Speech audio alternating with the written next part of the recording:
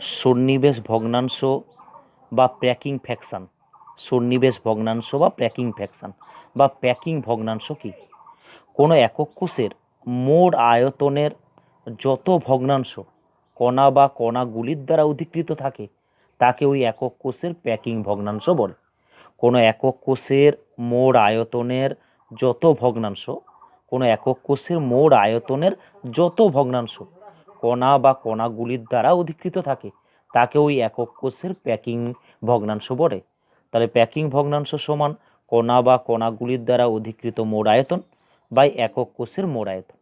তাহলে প্যাকিং ভগ্নাংশ সমান কণা বা কণাগুলির দ্বারা অধিকৃত মোট আয়তন বা একক কোষের মোট আয়তন। এবার প্যাকিং ইফিসিয়েন্সি বা সন্নিবেশ দক্ষতা কি? তাহলে প্যাকিং দক্ষতা কাকে বলে? না, কোনো একক কোষের মোট আয়তনের যে অংশ কণাগুলি দ্বারা পূর্ণ থাকে তার শতকরা পরিমাণকে প্যাকিং দক্ষতা বলে। কোনো একক কোষের মোট আয়তনের যে অংশ কণাগুলি দ্বারা পূর্ণ থাকে তার শতকরা পরিমাণকে প্যাকিং দক্ষতা বলে। তাহলে প্যাকিং ইফিসিয়েন্সি বা প্যাকিং দক্ষতা সমান কণা বা কণাগুলির দ্বারা অধিকৃত মোট আয়তন ইন্টু 100 বা একক কোষের মোট আয়তন।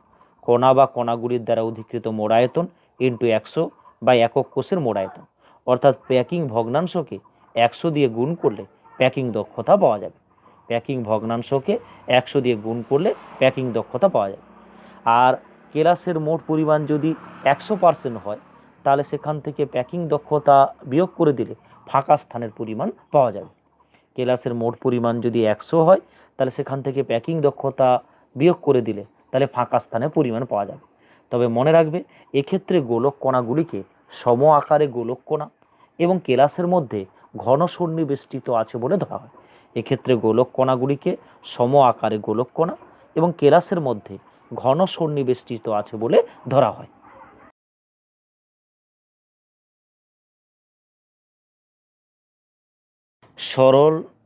সরল ঘনাকাকার একক কোষের প্যাকিং দক্ষতা নির্ণয় করো। সরল ঘনাকাকার একক কোষের প্যাকিং দক্ষতা নির্ণয় করো। এটা একটা সরল ঘনাকাকার একক কোষের ছবি। মনে করি সরল ঘনাকাকার একক কোষের প্রান্তের দৈর্ঘ্য হচ্ছে এ আর গোলক কণাগুলোর ব্যাসার্ধ কত আর।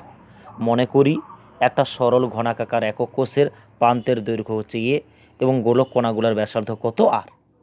চিত্র থেকে আমরা পাই এ সমান কত 2r। এটা যদি এ হয় তাহলে এটা আর, এটা আর, এটা আর, এটা আর, তাহলে এ সমান কত 2r। তাহলে চিত্র থেকে আমরা পাই এ সমান 2r, কারণ প্রান্তে যে গোলক কণাগুলো আছে সেগুলো একে অপরকে কী করে আছে, স্পর্শ করে আছে। তাহলে আমরা কি জানি, সরল ঘনাকাকার একক কোষে 8টা কৌণিক বিন্দুতে 8টা কোণা আছে। প্রতিটা একক কোণার অবদান কত? একক কোষের মধ্যে 1/8 অংশ।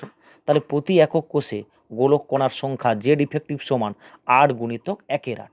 তাহলে সরল ঘনাকাকার একক কোষে প্রতি একক কোষে গোলক কণার সংখ্যা কত? জেড ইফেক্টিভ সমান 8 গুণিতক 1/8। তাহলে একটা গোলক কণাগুলোর আয়তন কত? না, প্রতিটা গোলক কণার আয়তন V1 সমান 4/3 পাই আর কি। তাহলে গোলক কণার আয়তনের সূত্র কি? তাহলে প্রতিটি গোলক কণার আয়তন V1 সমান 4/3 কি পাই আর কি। একক কোষের আয়তনের সূত্র কি? তাহলে একক কোষের আয়তন V সমান AQ। তাহলে এর মান কত? 2r। তাহলে 2r এর হোল কিউ, তাহলে 8r কিউ। তাহলে 8r কিউ। তাহলে প্যাকিং ভগ্নাংশ সমান তাহলে জেড ইফেক্টিভ গোলক কণার সংখ্যা ইন্টু প্রতিটি গোলক কণার আয়তন বাই একক কোষের আয়তন। তাহলে Z effective into V1 by V। তাহলে জেড ইফেক্টিভের মান কত? 1। প্রতিটা গোলক কণার আয়তন 4/3 পাই আর কিউ, একক কোষের আয়তন 8r কিউ। তাহলে মান বেরোলো 0.524। তাহলে প্যাকিং ভগ্নাংশ 0.524। তাহলে প্যাকিং দক্ষতা কত হবে? তাই 100 দিয়ে গুণ করলে হবে, তাহলে 52.4। ফাঁকা স্থানের পরিমাণ কত? তাহলে 100 থেকে এটা বিয়োগ করি, বিয়োগ করলে হবে 47.6%। তাহলে কি বলবে? তাহলে মনে করি একটা সরল ঘনাকাকার একক কোষের প্রান্তের দৈর্ঘ্য হচ্ছে এ। মনে করি একটা সরল ঘনাকাকার একক কোষের প্রান্তের দৈর্ঘ্য এ, গোলক কণাগুলোর ব্যাসার্ধ কত আর। চিত্র থেকে পাই এ সমান 2r। তাহলে সরল ঘনাকাকার একক কোষে 8টা কৌণিক বিন্দুতে 8টা কণা রয়েছে, প্রতিটা কণা অবদান 1/8। তাহলে প্রতি একক কোষে গোলক কণার সংখ্যা জেড ইফেক্টিভ সমান 8 গুণিতক 1/8, তাহলে একটা।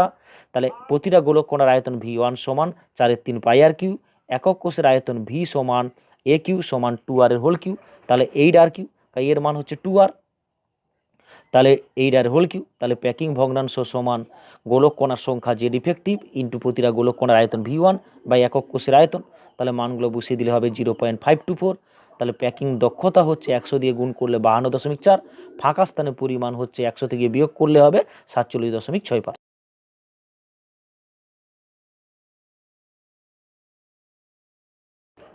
পৃষ্ঠকেন্দ্রিক ঘনাকাকার একক কোষের প্যাকিং দক্ষতা কিভাবে নির্ণয় করা হয়?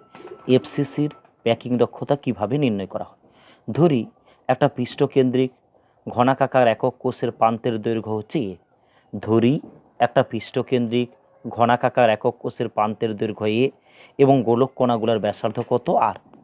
আমরা এটা একটা পৃষ্ঠকেন্দ্রিক ঘনাকাকার একক কোষের একটা তলকে দেখাইছি, একটা তলকে কি করেছি দেখিয়েছি।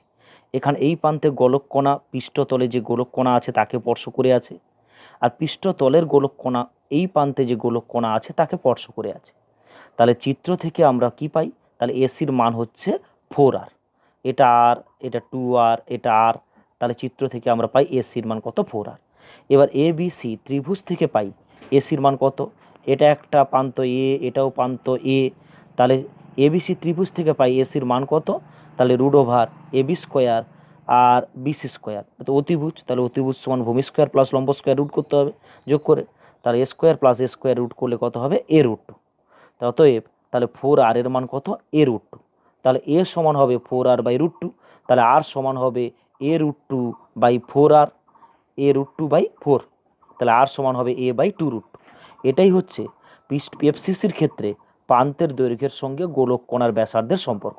যেমন সরলের ক্ষেত্রে প্রান্তের দৈর্ঘ্যের সঙ্গে গোলক কণার ব্যাসার্ধের কী সম্পর্ক ছিল? এ সমান ছিল 2r।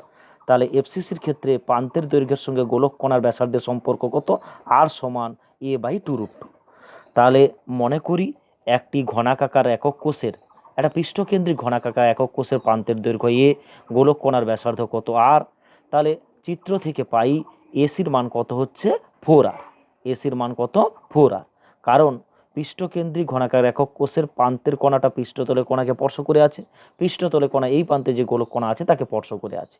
এবার এবিসি ত্রিভুজ থেকে কত পাই? এসির মান হবে তাহলে AB² + BC², তার উপর যোগ করে রুট হবে। তাহলে A² + A², তাহলে রুট করলে কত হবে? A√2। তাহলে 4r এর মান হচ্ছে A√2, তাহলে এর মান হচ্ছে 4r/√2। তাহলে r এর মান হবে A/2√2। এটাই হচ্ছে পৃষ্ঠকেন্দ্রিক একক কোষের প্রান্তের দৈর্ঘ্যের সঙ্গে গোলক কণার ব্যাসার্ধের সম্পর্ক। এবার এফসিসির ক্ষেত্রে প্রতি একক কোষে গোলক কণার সংখ্যা কত আমরা জানি। তাহলে এফসিসির ক্ষেত্রে প্রতি একক কোষে গোলক কণার সংখ্যা হচ্ছে, পৃষ্ঠতলে 6টা আছে, তাদের প্রত্যেকটার অবদান 1/2, আর 8টা কৌণিকবিন্দুতে 8টা কণা আছে, প্রত্যেকের অবদান 1/8। তাহলে গোলক কণার সংখ্যা কত? 4টা। তাহলে গোলক কণার সংখ্যা কটা? গোলক কণার সংখ্যা হচ্ছে 4টা। তাহলে জেড ইফেক্টিভের মান কত? 4। আর প্রতিটি গোলক কণার আয়তন হচ্ছে 4/3πr²। তাহলে V1 এর মান 4/3πr²। একক কোষের আয়তন V সমান AQ। তাহলে এর মান কত? এর মান হচ্ছে 4r/√2। তাহলে 4r/√2 হোল কিউ। তাহলে প্যাকিং ভগ্নাংশ সমান জেড ইফেক্টিভ ইন্টু V1/V। তাহলে মানগুলো বসিয়ে দিলে কত হবে? 0.74। তাহলে প্যাকিং দক্ষতা হচ্ছে 74%। ফাঁকা স্থানের পরিমাণ 100 থেকে বিয়োগ করলে কত হবে? 26%।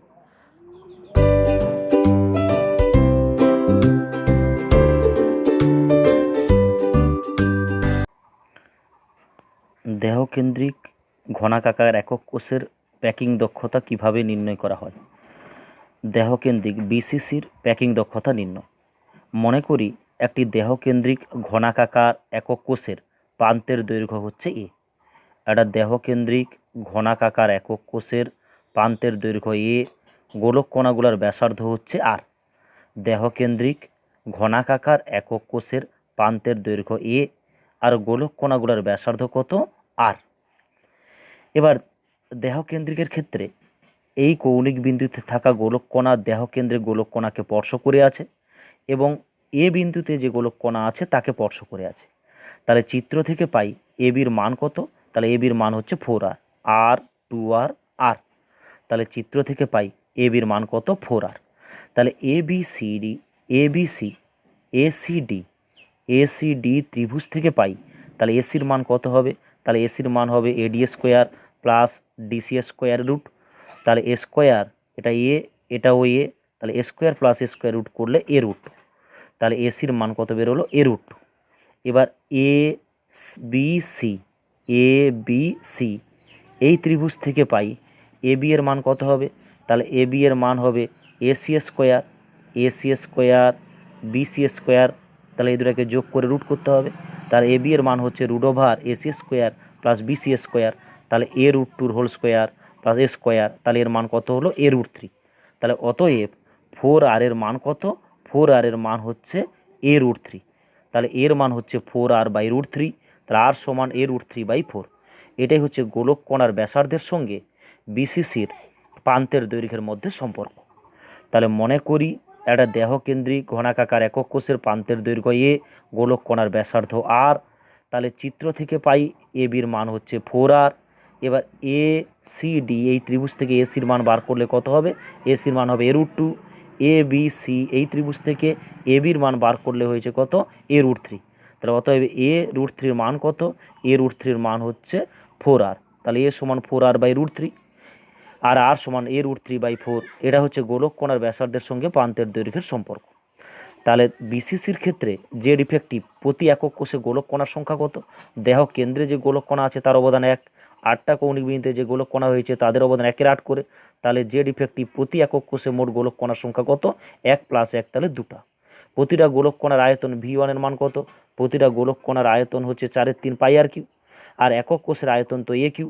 তাহলে এর মান কত বেরিয়েছিল 4r বাই রুট থ্রি, তাহলে 4r বাই রুট থ্রির হোল কিউ। তাহলে প্যাকিং ভগ্নাংশ সমান প্যাকিং ভগ্নাংশ কত হবে, তাহলে জেড ইফেক্টিভ গোলক কণার সংখ্যা ইন্টু প্রতিটা গোলক কণার আয়তন বা একক কোষের আয়তন, তাহলে বসিয়ে দিলে 0.68। তাহলে প্যাকিং দক্ষতা হচ্ছে 68%, ফাঁকা স্থান 100 থেকে বিয়োগ করলে হবে 32%। তাহলে প্যাকিং দক্ষতার মান কত হচ্ছে 68% প্যাকিং দক্ষতা, আর ফাঁকা স্থানের পরিমাণ হচ্ছে 32%। দ্বিমাত্রিক বর্গাকার একক কোষের প্যাকিং দক্ষতা নির্ণয় করো। দ্বিমাত্রিক বর্গাকার একক কোষের প্যাকিং দক্ষতা নির্ণয় করো। না মনে করি কণার ব্যাসার্ধ কত আর, মনে করি কণার ব্যাসার্ধ কত আর, এটা কিন্তু গোলক কণা নয় যেহেতু দ্বিমাত্রিক। তাহলে মনে করি কণার ব্যাসার্ধ আর, আর বর্গাকার একক কোষের বাহুর দৈর্ঘ্য কত, বর্গাকার একক কোষের বাহুর দৈর্ঘ্য হচ্ছে এ। মনে করি তাহলে বর্গাকার একক কোষের বাহুর দৈর্ঘ্য এ, কণার ব্যাসার্ধ কত আর। তাহলে চিত্র থেকে কি পাই, না চিত্র থেকে পেয়েছি এসির মান কত, তাহলে এসির মান হচ্ছে আর, 2r আর, তাহলে এসির মান হচ্ছে 4r। তাহলে এবিসি ত্রিভুজ থেকে পাই এসির মান কত হবে, তাহলে AB square root over AB square plus BC square, তাহলে এটার মান হচ্ছে এ স্কোয়ার, এটার মান এ স্কোয়ার, তাহলে হবে এ রুট টু। তাহলে 4r এর মান কত এ রুট টু, 4r এর মান হচ্ছে এ রুট টু, তাহলে এর মান হচ্ছে 4r বাই রুট টু। এবার জেড ইফেক্টিভ এর মান কত, দ্বিমাত্রিক বর্গাকার একক কোষের কণার সংখ্যা কত, না কৌণিক বিন্দুতে যে কণাগুলো রয়েছে দ্বিমাত্রিকের ক্ষেত্রে তার অবদান হচ্ছে 1/4 করে, আর দেহকেন্দ্রে যে কণা রয়েছে তার অবদান হচ্ছে 1। তাহলে 4টা কণা কৌণিক বিন্দুর কণা 4 × 1/4, দেহকেন্দ্রের কণা অবদান 1, 1 × 1, তাহলে 2টা। প্রতিটা কণার ক্ষেত্রফল কত, না যেহেতু দ্বিমাত্রিক তাহলে ক্ষেত্রফল আছে আয়তনে, তাহলে প্রতিটা কণার ক্ষেত্রফল A1 সমান কত, তাহলে কণার বৃত্তাকার কণার ক্ষেত্রফলের সূত্র কি পাই/r স্কোয়ার, তাহলে প্রতি কণার ক্ষেত্রফল হচ্ছে পাই/r স্কোয়ার। বর্গাকার একক কোষের ক্ষেত্রফলের সূত্র কি, তাহলে বর্গাকার একক কোষের ক্ষেত্রফল হচ্ছে এ স্কোয়ার বাহু স্কোয়ার, তাহলে 4r by root tour whole square. তাহলে প্যাকিং ভগ্নাংশ সমান কত হবে, তাহলে Z effective into A1 by E, তাহলে 2 × পাই/r square by 4r by root tour whole square, তাহলে 0.785। তাহলে প্যাকিং ভগ্নাংশের মান 0.785, প্যাকিং দক্ষতা তাহলে হবে 78.5%। তাহলে দ্বিমাত্রিক বর্গাকার একক কোষের নিম্নলিখিত দ্বিমাত্রিক বর্গাকার একক কোষের প্যাকিং দক্ষতা নির্ণয় করো। না মনে করি বর্গাকার একক কোষে বাহুর দৈর্ঘ্য কত ধরেছি এ, কণার ব্যাসার্ধ হচ্ছে আর, চিত্র থেকে পাই তাহলে এসির মান হচ্ছে 4r। এবিসি ত্রিভুজ থেকে তাহলে এসির মান হবে কত, তাহলে এ রুট টু, তাহলে 4r এর মান হচ্ছে এ রুট টু, তাহলে এর মান হচ্ছে 4r by root two. Z ইফেক্টিভের মান কত, প্রতি একক কোষে কণার সংখ্যা কৌণিক বিন্দু কণাগুলোর অবদান 1/4 করে, 4 × 1/4, দেহ কিন্তু একটা কণা আছে 1, তাহলে 1 + 1 2টা। প্রতি কণার ক্ষেত্রফল তাহলে A1 সমান কত হবে পাই/r স্কোয়ার, বৃত্তের ক্ষেত্রফল বর্গাকার একক কোষের ক্ষেত্রফল বাহুর স্কোয়ার এ স্কোয়ার। তাহলে প্যাকিং ভগ্নাংশ হবে তাহলে 2 × A1 বাই এ, না মান বার করলে হবে 0.785, তাহলে প্যাকিং দক্ষতা 78.4%।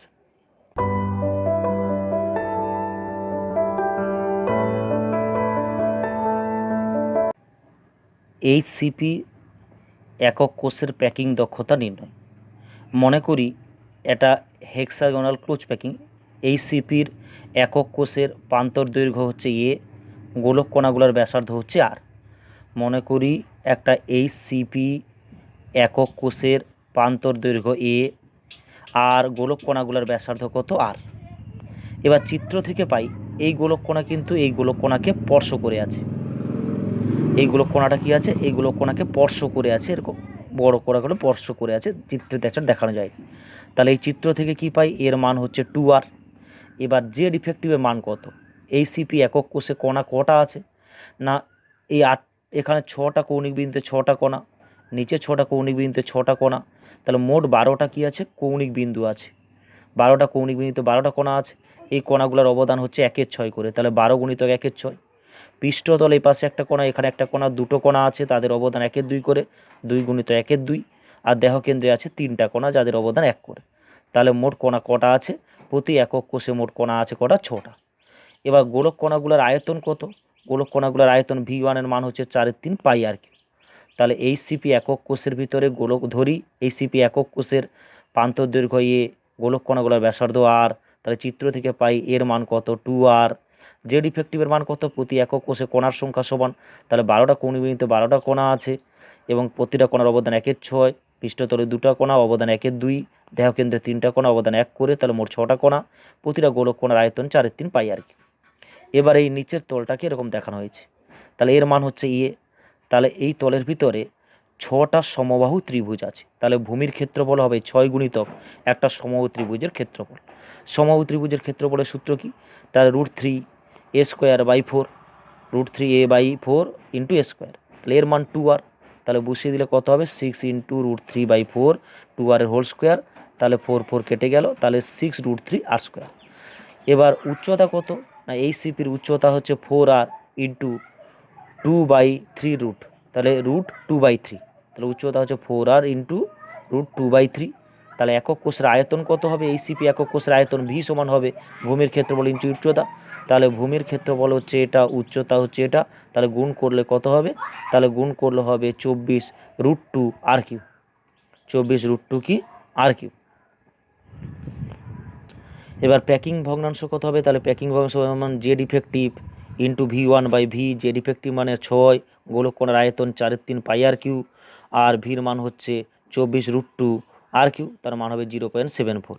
তাহলে প্যাকিং ভগ্নাংশ 0.74, প্যাকিং দক্ষতা 74%, আর ফাঁকা স্থান কত হবে, ফাঁকা স্থান হবে 26%।